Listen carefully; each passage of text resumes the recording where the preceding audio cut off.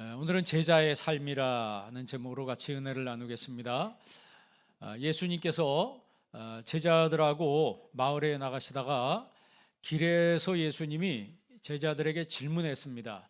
사람들이 나를 누구라 하느냐 이렇게 질문했어요. 제자들이 이런저런 대답을 하니까 예수님께서 예수님께서 하시고자 하는 진짜 질문을 하셨습니다. 너희는 나를 누구라 하느냐? Who do you say I am? 너희는 나를 누구라 하느냐? 예수님께서 이렇게 질문을 하셨습니다. 그것은 제자들의 정체성이 어디에 있는가를 예수님께서 알고 싶어 하셨어요. 똑같이 이 시간 여러분들이 예수님을 믿는 사람이라면 여러분에게 있어서 예수님이 어떤 분인가? 너희는 나를 누구라 하느냐? 나에게 있어서 예수님이 어떤 분이냐? 그냥 손님인가? 아니면 객인가? 그냥 멀찍이 그냥 아는 사람 정도인가? 아니면 예수님 나의 성경 말씀처럼 친구라 그랬잖아요. 주님 나의 주인이십니다. 여러 가지 고백이 있는데 나를 누구라 하느냐라고 질문했을 때 베드로가 오늘 본문에 보면 주는 그리스도십니다 그랬어요. 주님은 그리스도십니다. 그 그리스도란 말은 헬라어예요. 그 그리스도에 해당하는 히브리어가 메시아입니다. 메시아. 그러니까 주님은 메시아입니다. 우리가 수천 년 동안 기다려왔던 그 메시아가 바로 당신입니다. 라고 했을 때 마태복음에는 예수님께서 오늘 본문에 나와 있지 않지만 똑같은 내용이죠. 바요나 시모나 내가 복이 있도다. 이것을 알게 하신 이는 혈육이 아니요 하늘에 계신 내 아버지시다 그랬습니다. 이것을 알게 하시는 분, 여러분 신앙생활은요 모르는 사람과 아는 사람이 있는 거예요. 하나님을 아는 사람과 하나님을 모르는 사람이 있어요. 전도가 뭐냐면 아는 것을 모르는 사람한테 전해주는 게 전도입니다. 그러면 그 하나님을 아는 것이 그냥 지식적으로 피상적으로 아는 거냐? 그게 아니에요. 에피그노시스라고 하는 것은 하나님을 경험해서 아는 거예요. 그러니까 우리가 신앙생활할 때 우리가 교회 와서 주님을 예배한다고 할 때 내 신앙은 하나님을 피상적으로 아는 것이 아니고 정말 예수님이 나의 주인이시며 내가 믿는 하나님이 생명의 하나님이고 지금 생존하시는 하나님이시라고 하는 것을 우리가 믿는다. 내가 믿습니다. 라고 하는 하나님을 아는 지식이 있는 사람, 그 지식이 성경에서 말하는 에피그노시스고 그냥 하나님이 계시대, 하나님이 창조하셨대. 근데 그게 나와 뭔 상관이야? 그거는 그냥 하나의 지식일 뿐이지 나와 하나님과 아무런 관계가 없는 거예요. 오늘 이 시간에 하나님 말씀을 통해서 하나님을 아는 지식이 여러분에게 임하기를 바랍니다. 주는 그리스도시요 살아계신 하나님의 아들이십니다. 주님은 그리스도십니다. 메시아이십니다. 라고 했을 때 바요나 시모나 내가 복이 있도다. 이것을 알게 하신 이는, 그러니까 내가 스스로 터득해서 아는 게 아니고 신앙은 하나님이 나에게 알게 하시는 거예요. 그게 성령 하나님의 임재하심이라 그래요. 말씀을 들을 때 내 마음속에 보이지 않는 성령님께서 내 마음 심령 속에 임재하실 때 하나님 말씀이 믿어지는 거예요. 여러분 그런 경험을 해보셨을 거예요. 예전에는 교회 와서 예배 드리면은 말씀 들을 때 졸리기만 하고 뭔 소리 하는 건지 도무지 알아들을 수도 없고 하는데 어느 순간에 말씀이 들리기 시작하는 거예요. 말씀이 들리기 시작하고 하나님 말씀이 정말 그렇네. 그리고 그 말씀이 막 믿어져요.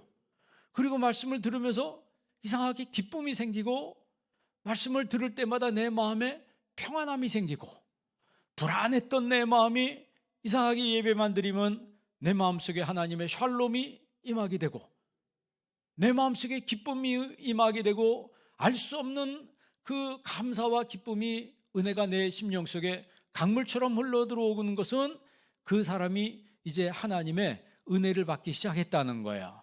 하나님을 알기 시작했다는 거죠. 하나님을 아는 그 지식, 하나님을 아는 그 은혜는 성령 하나님께서 그에게 주시는 선물이라고 하는 거예요.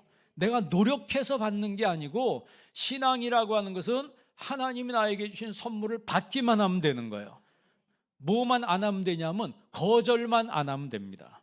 내 생각으로 거절하고 내 감정으로 거절하고 내 지식으로 거절하고 거절하니까 하나님의 은혜를 받지를 못하는 거예요. 자, 예수님께서 이 베드로의 대답을 들으신 다음에 그 다음에 곧바로 무슨 얘기를 하시냐면 십자가와 부활을 얘기하셨어요. 그전에는 이야기 안 했습니다. 왜? 얘기해도 못 알아들으니까. 예수님께서 기다리셨다가 주님은 그리스도십니다라고 하는 그 고백을 들은 다음에 비로소 말씀하셨어요. 그게 31절입니다. 한번 읽어보세요. 본 말씀 31절 다 같이 있습니다. 인자가 많은 고난을 받고 장로들과 대제사장들과 서기관들에게 버림받아 죽임을 당하고 사흘 만에 살아나야 할 것을 비로소 그들에게 가르치시되. 아멘. 이 31절 한 절에 예수님께서 십자가와 부활을 다 얘기하셨어요. 다시 한번 보세요. 중반절 보면 버림받아 죽임을 당하고 십자가를 지시고 사흘 만에 다시 살아나야 할 것, 이게 부활이죠. 이것을 비로소, 그때까지는 안 했는데 이제서야 비로소 그들에게 가르치셨다. 그랬더니 베드로가 어떤 반응을 보였어요? 베드로가 공동번역에 보면 그래서는 안 된다고 펄쩍 뛰었다 그랬어요. 표현이 너무 재밌더라고요. 여러분 공동번역을 한번 성경을 읽을 때 공동번역이나 현대어 성경을 읽어보면 굉장히 리얼하게 이해하기 쉽게 번역되어 있어서 성경을 훨씬 더 빨리 이해하기가 쉽습니다. 베드로가 안 된다고 막 펄쩍펄쩍 뛰는 거예요. 왜 그랬을까요? 예수님은 죽으신다고 말했는데 베드로 생각에는 죽으면 안 된다는 거예요. 당신 죽으면 모든 게 다 끝장나는데 그럼 우리 여태까지 주님 따라다니는 건 뭐가 되냐? 헛수고 아니냐?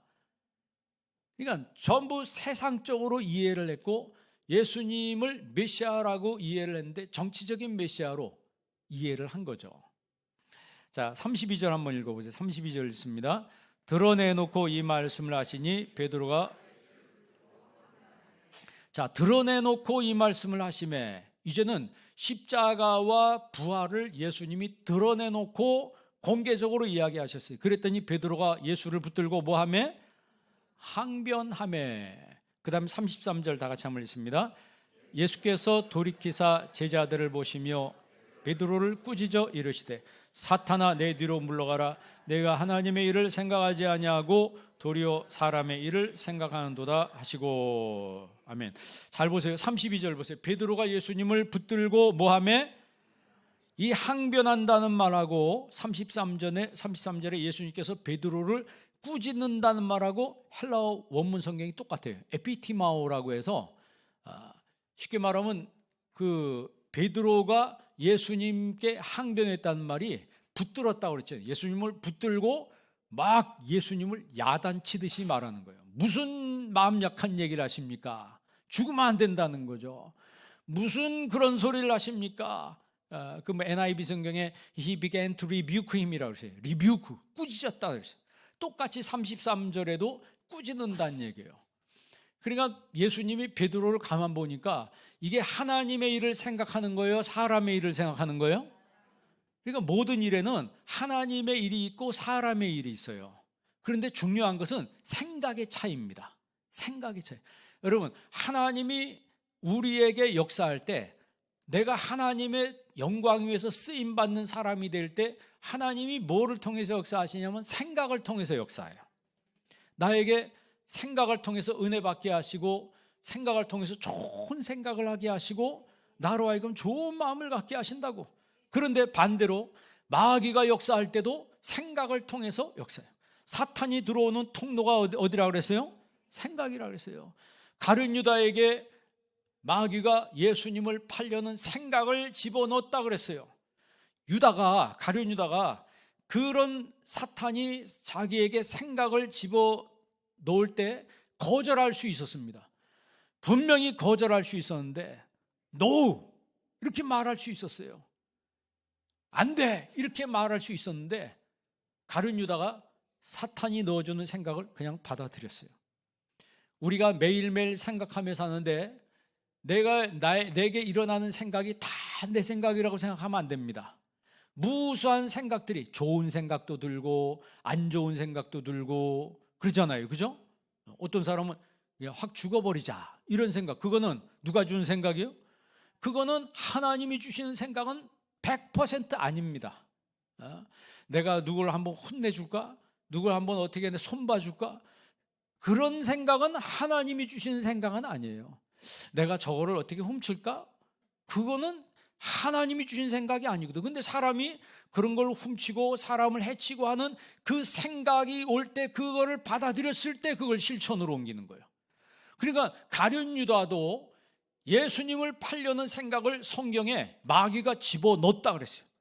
그러니까 그걸 거절하지 못하고 받아들이니까 실천에 옮겨서 예수님을 팔아넘기고, 그리고 그 후회 때문에 자살해버렸어요.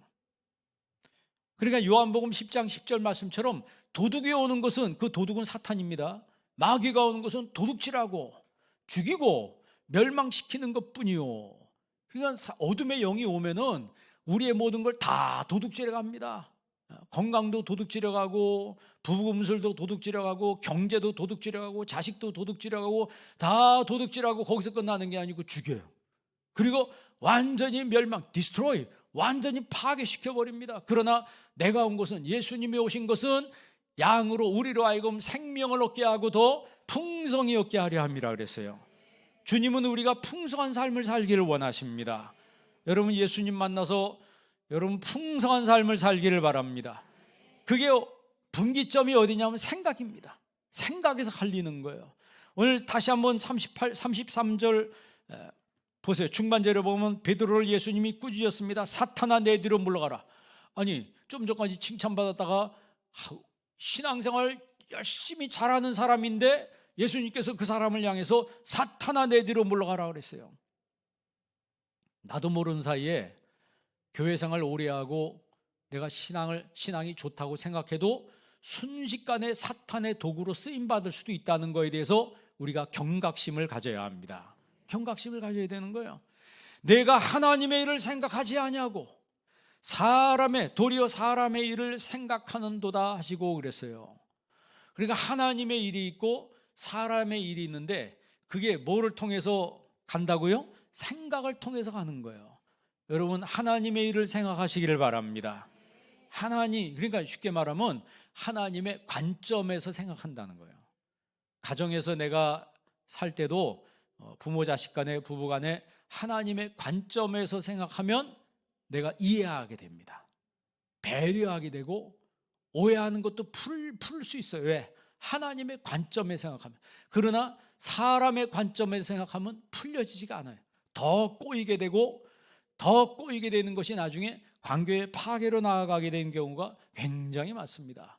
그래서 우리가 제자의 삶을 사는 사람들은 올바른 선택을 하며 살아야 된다. 이게 하나님의 일이냐, 이게 사람의 일이냐, 이게 하나님이 나에게 주신 생각이냐, 어둠의 영이 갖다 주는 생각이냐라고 생각했을 때, 우리 인간은 죄인이기 때문에 하나님이 주신 생각이 더 나하고 맞을 것 같아요? 마귀가 주는 생각이 나하고 더 맞을 것 같아요?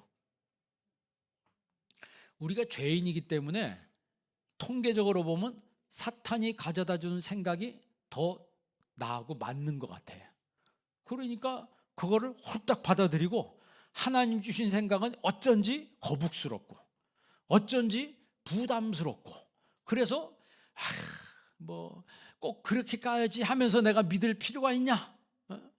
꼭 꼭 귀신이 들린다 그러죠. 누가 그래야 돼? 꼭 그렇게 저녁 예배까지 나가야 되고, 꼭 그렇게까지 봉사를 해야 되고, 꼭 귀신이 들려가지고 뭐만 얘기하면 꼭꼭자를 붙인다는 거예요. 그러나 우리가 하나님을 만나면은, 주님을 아는 믿음이 내 안에 생기기 시작하면, 그 다음부터는 하나님이 자원하는 마음으로, 기쁨으로 이 일을 하게 하시는 거예요. 그게 바로 제자의 삶이 그렇다고 하는 거예요. 여러분, 38절 말씀 보세요. 38절 맨 끝에 읽은 다 같이 말씀 보겠습니다.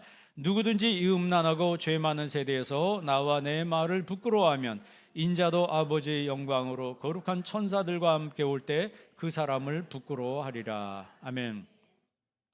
제자들은 어떤 사람이냐? 하나님의 말씀을 자랑스러워하는 사람이에요. 그런데 반대로 하나님을, 주님을 부끄러워하는 사람이 있다는 거예요. 자랑스러워하는 사람은 그 말씀을 받을 때 기쁨이 있고 그 말씀을 실천할 때 감사함이 있는 거예요. 주님 말씀을 부끄러워하는 사람은 교회 다니는 것도 숨기고 예수님 믿는 것도 숨기고 예수님 믿는 것 자체를 부끄러워한다는 것은 안 믿는다는 거죠. 그렇지 않겠어요? 여러분, 누가 내 아버지 어머니하고 가는데 상대방을 만나면 이분은 내 어머니입니다, 이분은 내 아버지입니다, 소개하는데 꺼리낌이 있어요, 없어요? 꺼리낌이 없어요. 왜? 실제가 사실이 그러니까. 거기는 아버지를 여러분이 배워서 합니까? 학교 가서 배워서 아버지를 아냐 이 말이에요. 아버지, 어머니, 부모님에 대해서는 배울 필요가 없어요. 왜? 내가 알기 때문에. 안다는, 성경에 안다는 말은 야다라고 해서 체험해서 아는 것을 말해요. 내가 어릴 때부터 체험한 내 부모님이기 때문에 부모님에 대해서 연구하는 게 아니고 알기 때문에 자신 있게 말하는 거예요. 부끄러워하지 않습니다. 그러나 나하고 상관없는 사람이면 내가 어떻게 상관없는 사람을 내 아버지라고 말할 수 있겠어요? 나와 내 말을 부끄러워하면, 여기서 이 말을 로고스라고 해요. 로고스. 구약 성경에 이 로고스를 뭐라고 번역한 거냐면 다바르라고 그래요. 히브리어로 다바르라고 그래요. 그거를 번역한 게 헬라어의 로고스입니다. 그러면 이 다바르가 말씀인데 이 말씀하고 똑같은 게 데베르가 있어요. 자음이 똑같아요. 글이 똑같습니다. 그런데 데베르가 되면 온역, 전염병이 됩니다. 요즘에 우리가 이 코로나 바이러스 때문에 중국이나 지금 뭐 온 나라, 우리나라뿐만 아니고 전 세계가 막 긴장하고 있는데, 그러면 이 온역 전염병이 왜 오냐? 하나님의 말씀을 파괴할 때, 하나님 말씀을 불순종할 때, 하나님 말씀을 거역할 때 이게 온역이 오는 거예요. 그러니까 이게 말씀이면 이쪽이 순종으로 가면, 하나님 말씀을 순종 쪽으로 가면 축복이 오는 거고, 거역 쪽으로 오고 하나님 말씀을 파괴하는 쪽으로 가면 뭐가 온다? 전염병이 오는 거예요. 역병이 오는 거예요. 여러분, 우리가 신명기 28장 1절 한번 찾아보시기 바랍니다. 신명기 구약성경 한번 찾아보겠습니다. 신명기 28장 1절 말씀 한번 찾아보시기 바랍니다. 신명기 28장 1절 말씀 다 같이 한번 읽습니다. 내가 내 하나님 여호와의 말씀을 삼가 듣고 내가 오늘 내게 명령하는 그의 모든 명령을 지켜 행하면 내 하나님 여호와께서 너를 세계 모든 민족에 뛰어나게 하실 것이라. 아멘. 자, 내가 내 하나님 여호와의 무엇을? 말씀을, 이게 다바르예요. 주님이 말한 그 말씀을 내가 삼가 듣고 지켜 행하면 내가 너를 세계 모든 민족에 뭐하게 한다? 뛰어나게 하신다는 거예요. 유대인들 여러분, 세계에서 뛰어난 민족이라고 그러잖아요. 우리나라도 세계에서 뛰어난 민족 중에 하나야. 그런데 믿는 분들이 굉장히 많죠. 우리나라의 교회가 이렇게 많은 나라는 전 세계 한국밖에 없어요. 자, 2절 한번 읽어볼래요? 2절 말씀 다 같이 있습니다. 내가 내 하나님 여호와의 말씀을 청종하면 이 모든 복이 내게 임하며 내게 이르리니. 내가 하나님 말씀을, 다바르를 청종하면 이 모든 복이 누구한테 임한다? 이 모든 복이 너한테 임한다. 그 임하는 게 어떻게 임한다? 들에서도 복을 받고 성읍에서도 복을 받는다. 4절에 보면 내 몸에 자녀와 토지 소산과 짐승의 새끼와 소와 양의 새끼가 뭘 받을 것이며, 5절에 보니까 떡 반죽 그릇까지 복을 받는다. 6절 말씀 읽습니다. 내가 들어와도 복을 받고 나가도 복을 받을 것이니라. 아멘. 올 한 해 동안 이런 복이 여러분에게 있기를 바랍니다. 하나님 말씀을, 다바르의 말씀을 내가 받아들이고 순종하면 들어가도 복을 받고 내가 나와도 복을 받고, 그 다음 여러분 쭉 읽어보면 내 손으로 하는 모든 일에 하나님 복을 내리신다 그랬어요. 그런데 반대로 하나님 말씀을 거역하고 더 나아가서 이 말씀을 파괴하고 불순종하는 사람들에게 결국 뭐가 오냐? 온역이 온다는 거예요. 그러니까 놀라운 사실은 말씀에 그 다바르가 데베르가 되면 온역이고, 그냥 다바르로 우리가 순종하면 그게 축복이 된다는 거예요. 여러분 출애굽기 9장에 보면요, 그 바로가 이스라엘 백성들을 모세를 통해서 하나님이 내 백성을 let my people go 그러죠. 보내라 그랬어요. 보내요, 안 보내요? 안 보냅니다. 안 보내니까 뭐가 와요? 하나님 말씀을 거역하니까 전염병이 와요. 여러분 출애굽기 9장 14절 한번 읽어보세요. 출애굽기 9장 14절 말씀, 14절 15절 두 구절 한번 읽어보겠습니다. 출애굽기, 이거 중요한 얘기니까 여러분들이 찾아서 한번 확인해 보시기 바랍니다.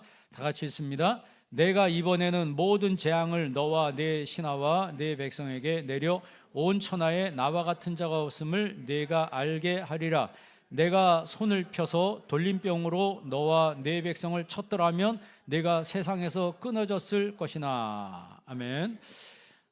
내가 이번에는 재앙으로, 모든 재앙으로 너 신하 백성 온 천하에 내려서 나와 같은 자가 없음을 알게 한다. 그러면서 15절에 뭐라 하냐면 내가 손을 펴서 무엇으로? 돌림병으로. 이 돌림병이 히브리어가 똑같은 데베르예요. 아까 말한 하나님 말씀을 거역했기 때문에 뭐가 와요? 돌림병. 영어로 보니까 페스틸런스라고 하는 역병이 온다는 거예요. 역병이 왔어요. 이것으로 너와 내 백성을 쳤더라면 내가 세상에서 뭐 한다? 끊어졌을 것이나. 그 다음 16절 한번 읽어보세요. 내가 너를 세웠으면 나의 능력을 내게 보이고 내 이름이 온 천하에 전파되게 하였음이니라. 아멘. 하나님이 바로 너를 세운 것은 나의 능력을 보이고 하나님의 능력을 보이고 내 이름이 온 천하에 전파되기 위해서 내가 너를 세웠지. 너 잘내라고만 하나님이 세운 줄 아냐? 하나님이 바로에게 그렇게 이야기하시는 거예요. 그러니까 여러분 바로가 끝까지 거역을 하다가 나중에 여러분 그 장자가 죽는 그 재앙을 통해서, 그걸 성경에 이제 좀 이따 찾아보겠지만 그걸 천사들이 가서 장자를 칠 때 그 치는 게 뭐냐면 전염병으로 친 거예요. 순식간에 죽어버리는 거예요.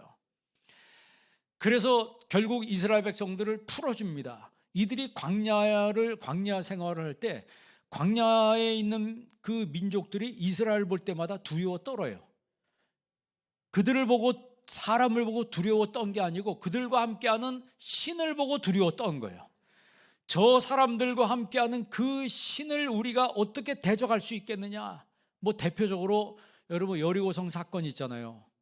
여리고성 사건, 가나안 땅에 들어갔는데 가장 초입에 있는 성 아닙니까?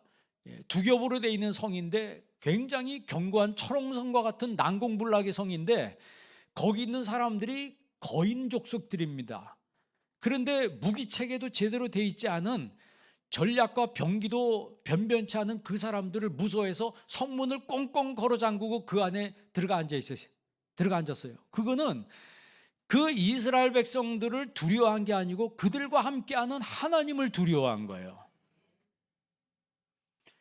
그러니까 하나님이 오늘 여기서 내가 내 말을 듣지 않으니 내가 손을 펴서 돌림병으로 내가 내 백성을 칠 것이다, 이렇게 말하는 거예요. 그러니까 역사적으로 돌림병이 돌면은 역병, 온역이라고 그래요. 이게 돌면은 인구수가 급격하게 줄어들었어요. 중세시대 때 여러분 그 패스트가 돌아서 유럽의 인구 3분의 1이 없어졌다고 그러죠. 여러분 말이 그렇지 인구 3분의 1이 죽었다고 하는 거는, 그런데 그 당시가 영적으로 보면 어떤 세계였어요? 성경을 못 읽게 했던 시기였어요. 성경을 못 읽게 했을 뿐만 아니고 성경을 읽다가 걸리면은, 붙들리면, 탄로나면 화형시켜 버렸어요. 그런 무시무시한, 말이 안 되잖아요. 어떻게 교회가 성경 읽는 사람을 잡아다가 처벌하고 죽이고 이렇게 합니까? 안 믿는 사람들은 그거를 세속적인 환경적으로 해석하지만 믿는 사람들은 우리가 영적으로 해석을 해야 되는 거예요. 지금 중국에서 그 코로나 바이러스 때문에 이게 막 중국 전체가 막 비상이 걸렸습니다. 우리 주변에 있는 나라들까지 지금 다 비상이 걸려 있어요.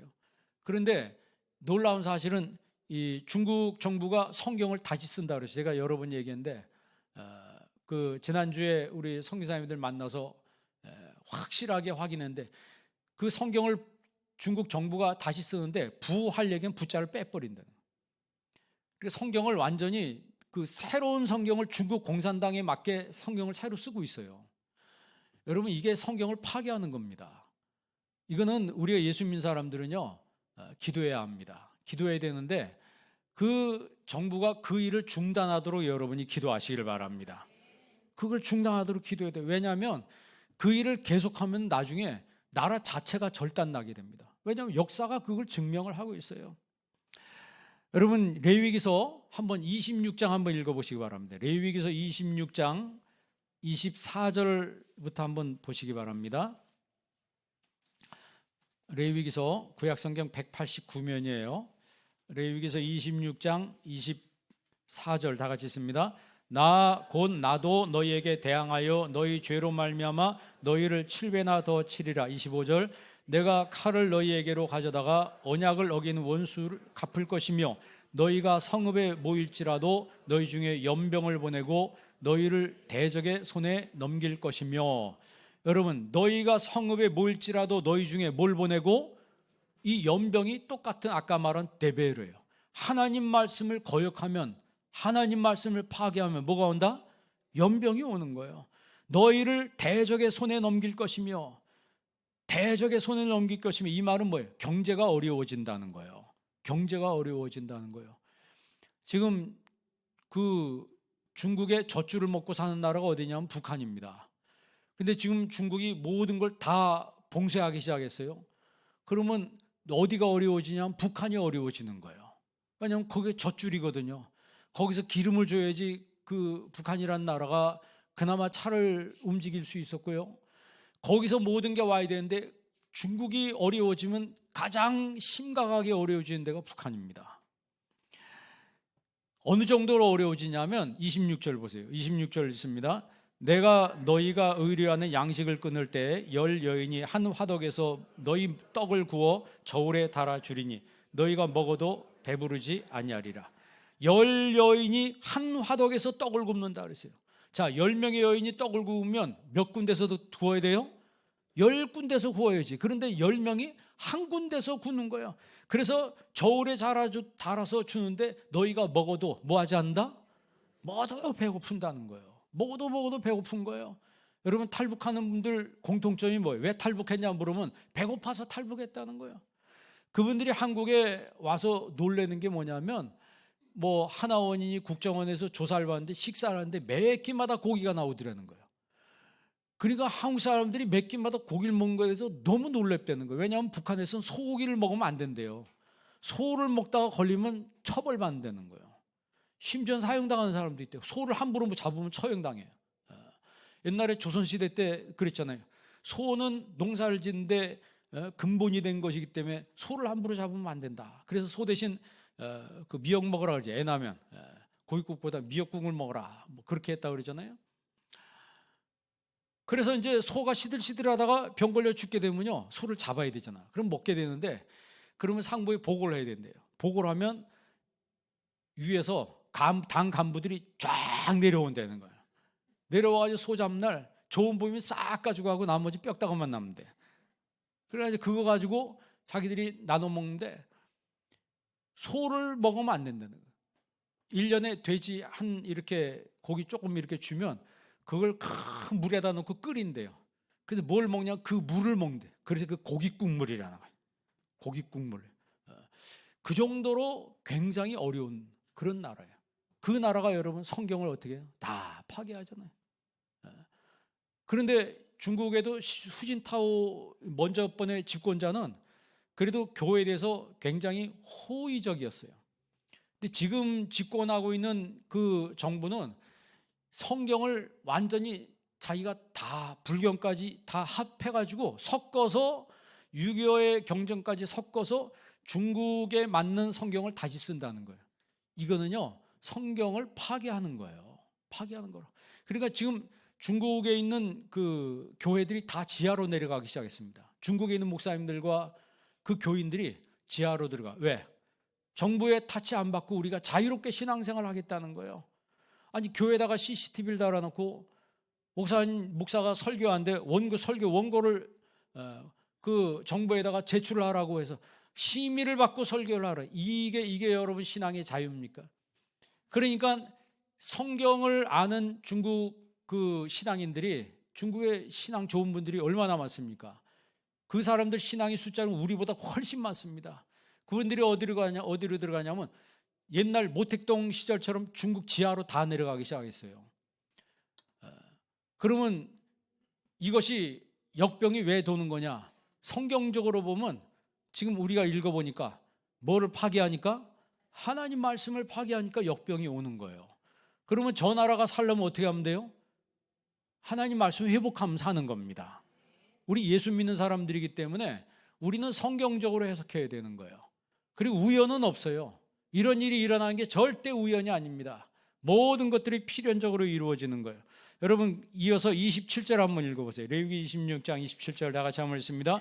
너희가 이같이 될지라도 내게 청종하지 아니하고 내게 대항할진대. 이제 회개해야 되는데 끝까지 회개하지 않으면 어떻게 되냐? 28절 읽습니다. 내가 진노로 너희에게 대항하되 너희의 죄로 말미암아 7배나 더 징벌하리. 결국 회개하지 않고 끝까지 불순종으로 가면 어떻게 된다는 거예요? 절단난다는 거예요. 절단난다는 거예요. 다윗이 하나님 앞에 범죄했을 때 여러분 하나님이 하지 말라고 하는데 인구조사를 자기가 해버리잖아요. 왕이 됐다고 자기가 호기가 나니까 이제 막 해버리는 거예요. 이게 사람이라고 하는 거는 그런 자리에 딱 올라가면 그런 자리에서 겸손해지는 건 굉장히 어려운 것 같아요. 다윗조차도 거기서는 어떻게 하지를 못하니까 자기 마음대로 하고 싶었어요. 하나님이 갓 선지자를 통해서 심판한다고 하니까 그때 정신 차린 거예요. 심판한다고 하니까 정신 차렸어요. 그런데 이미 때는 늦었습니다. 갓 선지자가 다윗에게 말합니다. 하나님이 세 개의 벌 중에 하나를 선택하라고 했습니다. 첫째, 7년 동안 기근을 당할 거냐. 둘째, 석 달 동안 옛날에 사울에게 쫓겨다니는 것처럼 쫓겨다닐 거냐. 셋째, 3일 동안 온 나라에 온역이 있을 것이냐. 세 개를 선택하라고 했어요. 여러분 같으면 1번, 2번, 3번 중에 어느 거 선택하겠어요? 투표해 볼까요? 첫째, 7년 기근. 둘째, 석 달 동안 개처럼 쫓겨다니다 걸리면 죽어. 셋째, 3일 동안 온역. 나만 잘하면 살아. 3일 동안 버티면 돼. 그러니까 몇 번 선택했어요? 다 똑같은 거예요. 사람은 3번 선택했어요. 그래도 3일 동안 꼭 참고 있자. 그런데 3일 동안 온역 선택했는데 7만 명이 죽었어요. 다윗의 범죄 때문에 백성이 7만 명이 죽었다는 거예요. 그러니까 다윗이 통탄할 정도로 회개를 하는 겁니다. 그래서 아라우나의 타작마당을 사가지고 하나님 앞에 회개의 번제를 드리는데 그 아라우나한테 그 타작마당을 나한테 사라고 그랬더니 아니 서슬퍼런 권력자 앞에 내가 함부로 팔았다가 나중에 무슨 일을 당할지 어떻게 그래. 그냥 드리겠습니다. 그랬더니 다윗이 뭐라 그래요? 아니다. 반드시 내가 이걸 사서 하나님께 해야 된다. 제정신이 돌아온 거예요. 제정신이 돌아온 거예요. 그래가지고 왕이 그렇게 얘기하니까 반드시 사야 된다고 그러니까 아라우나가 돈 받고 그 아라우나 타작마당과 그 소를 팔아서 다윗은 공식적으로 그걸 사서 하나님 앞에 거기에 회개 번제를 드렸어요. 그리고 나서 모든 온역과 모든 하나님의 심판이 중단이 됐습니다. 여러분 사람이 교만해지기 시작하면요 하나님을 대신하려고 하는 마음이 생기고 자기 혼자 모든 걸 독단적으로 하려는 그런 생각이 드는 거예요. 여러분 성경에 데베르라고 하는 이 온역은 말씀하고 같은 뜻이에요. 그런데 이 온역은 모세오경과 역사서와 선지서 도처에 기록되어 있어요. 그 도처에 기록된 죄에 대한 하나님의 심판의 증거라고 하는 것을 우리가 잊지 말아야 돼요. 시편 78편도 한번 찾아보세요. 시편 78편 49절 50절 두 구절 한번 찾아보세요. 시편 78편 49절 50절. 이 78편에 애굽에 내려진 그 재앙 중에 그 마지막 10번째 재앙이 어떻게 그 왔는가를 지금 시편에 기록하고 있어요. 시편 78편 49절 50절 다 같이 한번 읽습니다. 그의 맹렬한 노여움과 진노와 분노와 고난 곧 재앙의 천사들을 그들에게 내려 보내셨으며 그는 진노의 길을 닦으사 그들의 목숨이 죽음을 면하지 못하게 하시고 그들의 생명을 전염병에 붙이셨으며. 잘 보세요. 49절 끝에 보세요. 곧 재앙의 천사들을 그들에게 보내셨다 그랬어요. 재앙의 천사가 오는데 어떻게 쳤다고요? 50절에 나와 있잖아요. 50절 끝에 그들의 생명을 무엇에? 전염병에 부딪혔습니다. 전염병이 오니까 그러니까 천사가 그 집에 들어갈 때 뭘 바른 집은 넘어갔어요? 피를 바른 집, 어린 양 피를 바른 집은 죽음의 천사가 넘어갔어요. 그 말은 전염병이 거기는 피해갔다는 거예요. 그러니까 온역과 역병이 발생하는 것은 결국 하나님 말씀을 파괴하거나 불순종할 때 이게 데베르, 그때는 심판이 오는 거고, 나바르에서 하나님 말씀에 순종하고 그 말씀을 지킬 때는 아까 우리가 읽은 말씀대로 하나님이 들어가도 복을 받게 하시고 나와도 복을 받게 하신다. 그러면 여러분 어느 쪽을 선택하겠어요? 하나님 말씀을 순종하는 쪽을 선택하시길 바랍니다. 그래서 제자의 삶이라고 하는 것은 말씀 신앙으로 가는 거예요. 말씀 신앙으로 하는 거예요. 그 말씀을 붙들고 하나님 말씀대로 내가 순종하겠습니다. 여러분 출애굽기 12장 13절 한번 읽어보세요. 출애굽기 12장 13절입니다. 출애굽기 12장 13절 우리 다 같이 한번 읽어보겠습니다. 읽습니다. 내가 애굽 땅을 칠 때 그 피가 너희가 사는 집에 있어서 너희를 위하는 표적이 될지라. 내가 피를 볼 때 너희를 넘어가리니 재앙이 너희에게 내려 멸하지 아니하리라. 아멘. 재앙이 너희에게 내려 멸하지 아니하리라. 뭘 볼 때? 내가 피를 볼 때 너희를 넘어간다 그랬어요. 전염병이 넘어가고 재앙이 넘어간다 그랬어요. 그러면 이 재앙이 넘어가고 전염병이 넘어가는 이 신앙이 무슨 신앙이에요? 보혈 신앙이에요. 어린 양 예수 그리스도의 보혈이 내 마음 심령 속에 있는 사람들에게 재앙이 넘어간다는 거예요. 제자의 삶이라고 하는 건요, 주님 말씀 중심으로 사는 사람입니다. 그리고 보혈 신앙이 있는 사람이에요. 어린 양 예수 그리스도의 그 보혈이 내 심령 가운데 있을 때 그 사람에게 어둠의 영이 떠나가게 된다는 거죠. 그럼 우리가 지금 온역에 대해서 전염병에 대해서 봤는데 신약 성경 한번 보세요. 신약 성경 누가복음 21장 11절 한번 읽어보시기 바랍니다. 누가복음 21장 11절이에요. 신약에서 이 데베르, 온역이라고 하는 것은 메시아 재림에 대한 종말적인 현상으로 기록됐어요. 21장 11절 다 같이 한번 읽습니다. 곳곳에 큰 지진과 기근과 전염병이 있겠고 또 무서운 일과 하늘로부터 징조들이 있으리라. 12절 이 모든 일 전에 내 이름으로 말미암아 너희에게 손을 대어 박해하며 회당과 옥에 넘겨주며 임금들과 집권자들 앞에 끌어가려니와. 23절 이 일이 도리어 너희에게 증거가 되리라. 아멘. 마지막 때에 우리의 신앙을 박해하는 세력이 생기게 된다는 거예요. 그런데 그때 뭐가 돈다고요? 전염병이 돈다는 거예요. 지진과 기근이 있게 된다고 성경은 우리에게 말씀을 하셨습니다. 그래서 여러분 이 시대에 우리가 제자의 삶을 살려면 신앙의 기초가 분명해야 합니다. 신앙의 기초가 분명해야 돼요. 우리의 신앙의 기초를 반석 위에 세워야 되는 거예요. 모래 위에 세운 집은 비가 내리고 바람이 불고 창수가 나면 무너진다고 그랬습니다. 그러나 반석 위에 세워진 그 집은 비가 내리고 바람이 불고 창수가 나도 무너지지 아니하나니 그랬습니다. 여러분 신앙의 집을 반석 위에 지으시기 바랍니다. 그 반석이 바로 예수 그리스도시라고 하는 거예요. 우리가 기초가 잘못되어 있으면 아무리 좋은 비싼 재료를 써도 그 집은 무너지는 거예요.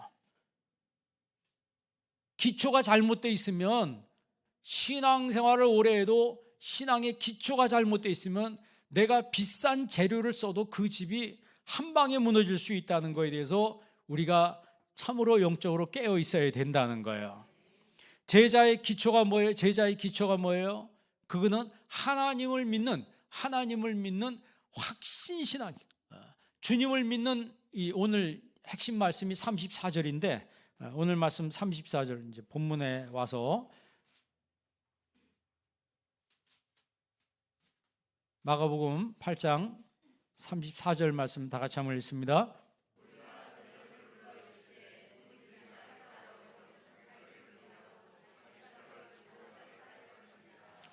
예수님께서 누구든지 나를 따라오려거든. 제자가 뭐 예수님 따라가는 사람 아니에요? 그런데 오늘 예수님께서 세 가지를 이야기하시죠. 나를 따라오려거든 자기를 뭐하고? 부인하고. 자기를 부인하는 게 뭐라 그랬어요? 비우는 거라 그랬어요. 여러분 신앙생활 할 때 여러분 매일의 삶 속에서 여러분 자신을 많이 비우시기 바랍니다. 내가 비우면은 시기할 필요도 없어요. 내가 나를 비우면 교만할 필요도 없습니다. 내가 날 비우면 화날 이유도 없어요. 비우지 못하니까 화내게 되고 시기가 나고 내 마음이 불편하고 그런 거예요. 그러나 마음을 싹 비우면, 이 자기를 부인한다는 말은 나를 비운다는 얘기예요. 자기를 부인하고 그 다음에 누구 십자가 지고? 자기 십자가 지고. 여러분 자기 십자가를 진다는 말은 힐라스테리온이라고 해서 화목제물이 된다는 거예요. 여러분 어느 곳에 가든지 화목제물이 되기를 바랍니다. 우리가 예수님 믿으면 제자의 모습으로 살아야 되는데, 내가 예수님의 제자의 삶을 산다는 것은 여러분이 가정이나 직장이나 학교나 어느 곳에든지 교회에서나 내가 있는 그 공동체 안에서 내가 제물이 되는데 화목제물이 된다는 거예요. 피스메이커가 된다는 거예요. 트러블 메이커가 아니고 스트레스 메이커가 아니고, 그 사람만 있으면 이상하게 분위기가 묘해지고 싸해지고 이런다. 이러면 안 되잖아요. 근데 그분만 있으면 이상하게 싸한 분위기도 화기애애한 분위기가 되고 이 사람이 바꿔진다. 그게는 어떤 사람의 희생이 있을 때 분위기가 좋아지는 거예요. 그렇지 않겠어요? 그 사람의 희생으로 말미암아 분위기가 좋아지고 환경이 좋아지고 그런 거지, 다 나만 위하고 다 나만 생각하고 그런 이기적인 생각만 가득한 곳에, 거기 바로 지옥이죠. 그거 바로 지옥이에요. 그러니까 예수님이 자기 십자가 지라 그랬어요. 우리는 예수님이 지신 십자가 못 져요. 자격도 없습니다. 그러나 자기 십자가를 지라 그랬어요. 그 자기 십자가가 뭐예요? 그게 바로 희생제물이 되라는 거예요. 섬기라고 하는 거예요. 자기 십자가를 지고 나를 따라올 것이니라 그랬어요. 그게 바로 제자의 삶이라는 거예요. 그러니까 제자의 삶이라고 하는 것은 오늘 세 가지입니다. 첫째는 말씀 중심으로 사는, 말씀 순종하는 그런 삶이 바로 제자의 삶이며, 두 번째는 보혈신앙 가지는, 우리가 전염병에 대해서 쭉 얘기했는데 결국 그것을 극복하는 게 뭐예요? 뭘 바르면? 피를 바르면 넘어간다 그랬잖아요. 여러분 속에 예수님의 보혈의 은혜가 있기를 바랍니다. 그러면 재앙과 저주가 왔다가 한 길로 왔다가 7길로 도망가는 거예요. 그리고 마지막으로는 내가 화목제물이 되는 거예요. 나를 따라오려던 자기를 부인하고 자기 십자가를 지고 나를 따르라. 예수님께서 그렇게 말씀하셨습니다. 내가 화목제물이 되겠습니다. 내가 교회에서 화목제물이 되겠습니다. 내가 가정에서 화목제물이 되겠습니다. 직장에서 학교에서 어느 곳에서든지 내가 죽어지고 내가 이 공동체를 내가 살리는 사람이 되겠습니다. 내가 희생하는 사람이 되겠습니다. 여러분 그렇게 마음먹으면 내가 오늘 이 공동체를 위해서 희생하겠습니다. 그런데 오늘 밥 사야 될 사람이 나밖에 없는 것 같아. 그런데 이 계산을 보면 이 경제적인 손실이 큰데, 이거 그렇게 생각하지 말고 그냥 내가 섬기면 하나님 복을 주시는 거예요. 그게 바로 제자의 삶이라고 하는 거예요. 여러분 막연하게 성경에는 제자의 삶이라고 하는 게, 여러분 그게 내가 나의 생활하고 어떻게 연결되는가, 연결점이 없으면 그건 나하고 상관없는 거예요. 성경에 있는 말씀하고 나하고 연결돼서 그것이 삶의 프락시스로 실천으로 나타날 때 그게 바로 능력 있는 제자의 삶이 이루어지는 거예요. 이런 말씀의 삶, 이런 보혈의 신앙의 삶, 이런 화목제물이 되는 이런 제자의 삶이 여러분에게 있길 주의 이름으로 축원합니다. 기도하겠습니다. 살아계신 아버지 하나님, 오늘 이 시간에 저희들에게 하나님 말씀 주심을 감사합니다. 주신 말씀을 통하여 우리의 삶 가운데 제자의 삶이 이루어지게 하여 주옵소서. 예수님의 이름으로 기도합니다. 아멘.